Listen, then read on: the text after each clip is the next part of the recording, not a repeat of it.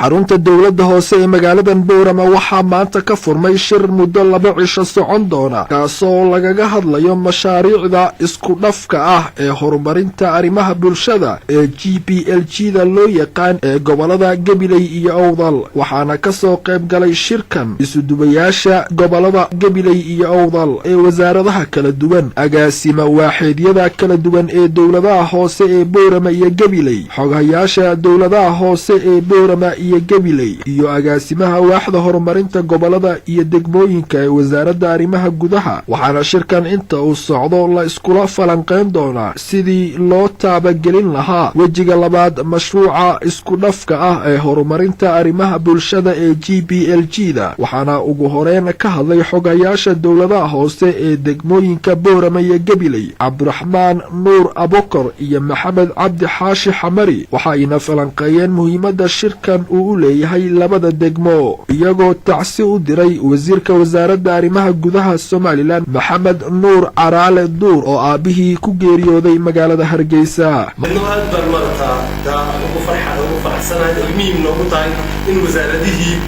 heer gobolada halkan ay yimaadaan iyadoo barsaabkiina nala joogo si aan iskula jaan qaado oo shaqooyinka iyo adeegyada dadka aan u fulinayno bulshada caafimaad wadooyinka waxbarashada cusub ay si hawl yar inoogu fusho waa jaanis maanta ma mudajixteena socota in kooda faa'iideysano siminaarka inta aynu jirno maayarka magaaladan Boorama Cabdiraxmaan Shidabile iyo agaasimaha waaxda horumarinta gobolada iyo degmooyinka ee wasaaradda arrimaha gudaha Maxamed Cali Maxamed ayaa waxa ay sheegeen inuu shirkan yahay mid wada tashi oo la doonayo in wasaaradda arrimaha gudaha iyo dawladaha hoose iyo hay'adaha mashaariicdan bixiya ay ka wada tashadaan waxqabadka qaybta labaad ee mashaariicda GPLG-da waxayna tacsi u direen wasiirka wasaaradda arrimaha gudaha gudoomiyaha gobolka Awdal Axmed Xaddi Sidci ayaa isna waxa uu ka soo qayb galayaasha shirkan muddada 2 cisho soconaya ugu baaqay inay ka faa'iideystaan shirkan waxbarashadiisa kale